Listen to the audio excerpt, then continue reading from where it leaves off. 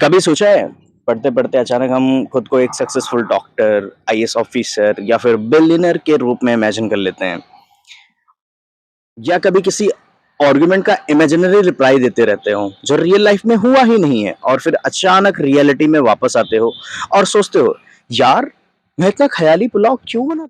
क्या ये सिर्फ टाइम वेस्ट है या फिर इसके पीछे कोई साइंटिफिक रीजन है? तो आओ यार, आज हम इसी सवाल का जवाब न्यूरो साइंस और साइकोलॉजी की लेटेस्ट रिसर्च की तरह से जानने का ट्राई करते हैं। ये मेरी नॉर्मल वीडियोस की तरह नहीं है, इसके अंदर थोड़ी रिसर्च इन्वॉल्व है, और थोड़ी नहीं, थोड़ी ज़्यादा रिसर्च इन्वॉल्व है, and a few facts related to अस।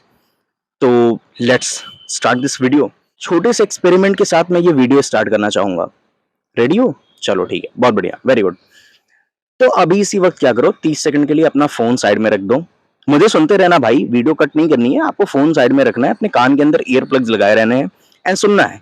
बस ब्लैंक बैठ जाओ, ठीक है? कुछ देर ब्लैंक बैठ जाओ।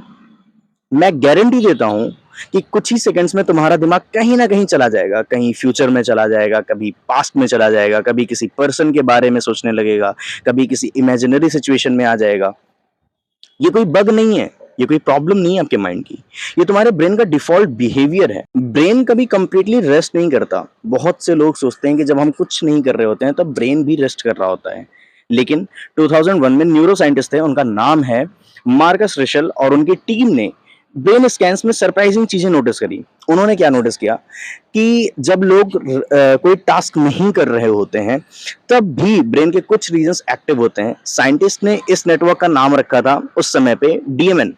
आई होप आपने कभी सुना हो, and the full form of DMN is default mode network.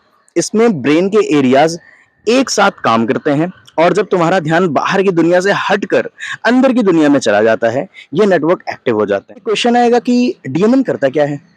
DMN का काम सिर्फ रैंडम सोचना नहीं है, ये तुम्हारे ब्रेन की प्लानिंग रूम है। जैसे हर किसी का एक प्लानिंग रूम होता है ना, वैसे ये तुम्हारे ब्रेन का एक प्लानिंग रूम है।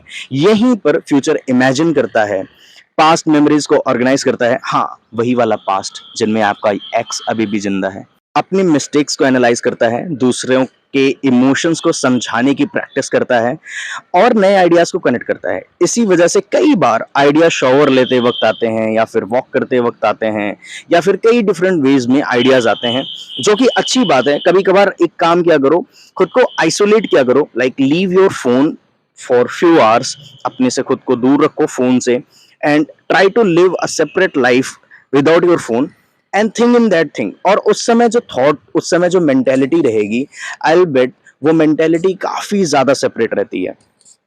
क्यों? क्योंकि उस टाइम पर डीएमएन एक्टिव होता है।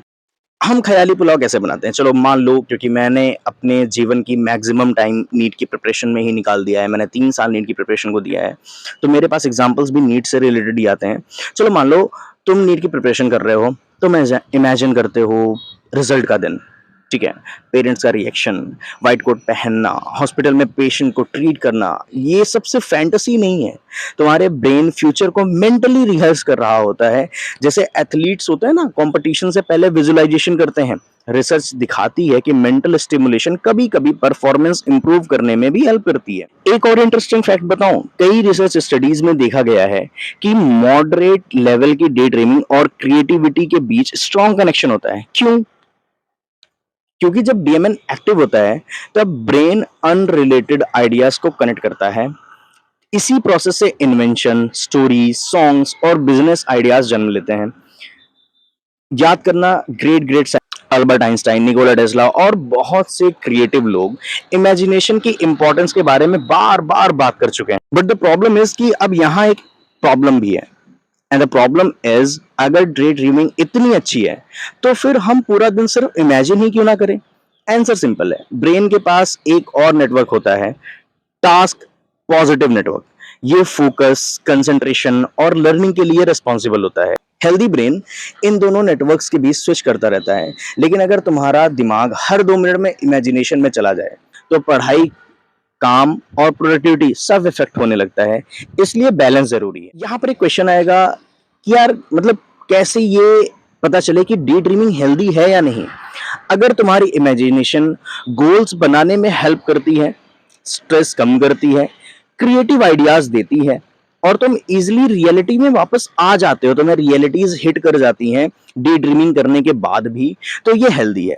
लेकिन अगर तुम घंटों इमेजिनरी दुनिया में रहते हो, रियल लाइफ रिस्पॉन्सिबिलिटीज को इग्नोर करते हो, और इस वजह से पढ़ाई हो या फिर तुम्हारा फ्रेंडशिप हो या तुम्हारे पेरेंट्स के साथ रिलेशनशिप हो या तुम्हारे किन्हीं के भी साथ रिलेशनशिप हो, वो सारी चीजें इफेक्ट हो रही हैं, तो फिर इस हैबिट को कंट्रोल करना बहुत ज्यादा जरूरी। अगला क्वेश्चन ये होगा कि यार फिर इसको कंट्रोल कैसे करें। तो देखो, मेरे पास कुछ टेक्निक्स हैं जो मैंने अपने ऊपर अप्लाई करी हैं, वो मैं आपको बता रहा हूँ। सबसे पहले पढ़ते वक्त 25 से 30 मिनट का डीप फोकस सेशन रखो, बीच में 5 मिनट का ब्रेक लो, जिसके अंदर तुम वॉक करो, थोड़ा इमेजिनेशन को भी स्पेस दो। मेडिटेशन और माइंडफुलनेस भी ब्रेन को बेटर स्विचिंग में हेल्प करती हैं।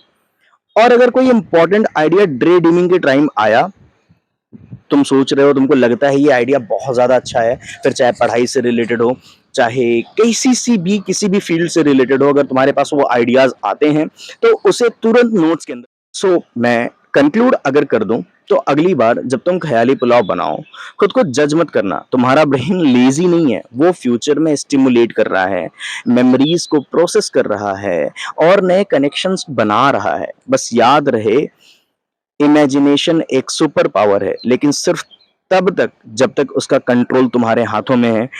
कभी भी इमेजिनेशन का कंट्रोल अपने हाथों से मत जाने देना। थिंक देखो, अनरियलिस्टिक अप्रोचेस के लिए अनरियलिस्टिक थिंकिंग जरूरी होती है, बट लाइफ में you need to know where you have to stop. अगर इमेजिनेशन तुम्हें कंट्रोल करने लगा, तो वही सुपर पावर जो थी तुम्हारी अब तक, वो एक डिस्ट्रैक्शन बन जाती है। अगर तुम्हें साइंस बैक्ड वीडियोस पसंद है, तो इस चैनल को सब्सक्राइब कर लो, क्योंकि इस चैनल पे मैं कुछ भी रैंडम रेंट करता हुआ चलाऊंगा।